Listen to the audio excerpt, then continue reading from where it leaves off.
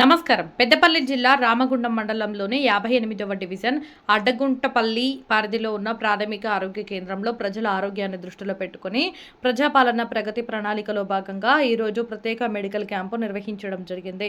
ఈ ఆరోగ్య శిబిరానికి ముఖ్య అతిథులుగా రామగుండం నగర మేయర్ మహంకాళి స్వామి గారు, డిప్యూటీ మేయర్ పాటపెల్లి ఎల్లయ్య గారు, 58వ డివిజన్ కార్పొరేటర్ మేకల సమ్మయ్య యాదవ్ గారు హాజరై కార్యక్రమాన్ని ప్రారంభించారు.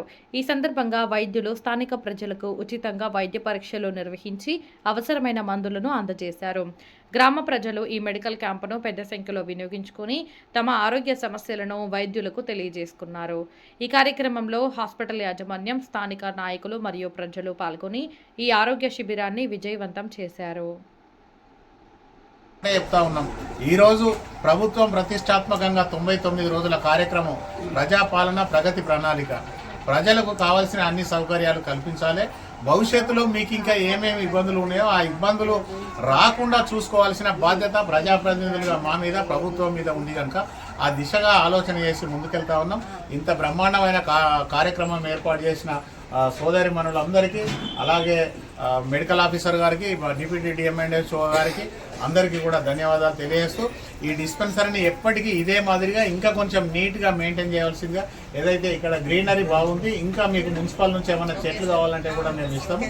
దాన్ని తీసుకొచ్చేసి ఇంకా కూడా ఎక్కడ కూడా ఎలాంటి చెత్త ఉండకుండా రోజు ఇక్కడికి ట్రాలీ వస్తుంది. గార్బేజ్ కానీ అదంతా ఏదున్నా కూడా వాళ్ళకు మాత్రమే ఇవ్వాలి. ఇక్కడ కూడా చిన్న గుండు పిన్ని కూడా బయట కనిపించుకోవాలి, పడేయకుండా చూసుకోవాల్సిన బాధ్యత కూడా మీ మీద ఉన్నది. ఇంత మంచి కార్యక్రమం ఏర్పాటు చేసిన మీ అందరికీ కూడా ప్రత్యేక ధన్యవాదాలు తెలియజేస్తూ ఎప్పటికప్పుడు కూడా అప్రమత్తంగా ఉండండి. మీ ఫోన్ నంబర్లు ఇవ్వండి.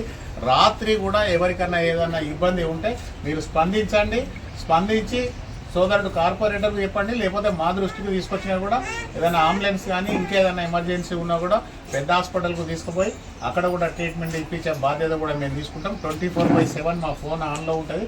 ఎవరికి ఏ సమస్య ఉన్నా కూడా ఆ సమస్య మీద రండి, కార్పొరేటర్ గారిని అలవండి, లేకపోతే డైరెక్ట్ మున్సిపల్ ఆఫీస్కి వచ్చినా కూడా ఆ సమస్యలు పరిష్కరించేందుకు మీ అందరితో కలిసి ముందుకెళ్తామని తెలియజేస్తూ ప్రభుత్వం చేపడుతున్న కార్యక్రమంలో ప్రజలను భాగస్వాములను చేయండి. ముందుగా ప్రజలను భాగస్వాములను చేయండి. ఉమెన్ ఎంపవర్మెంట్ అనేది చాలా ఇంపార్టెంట్.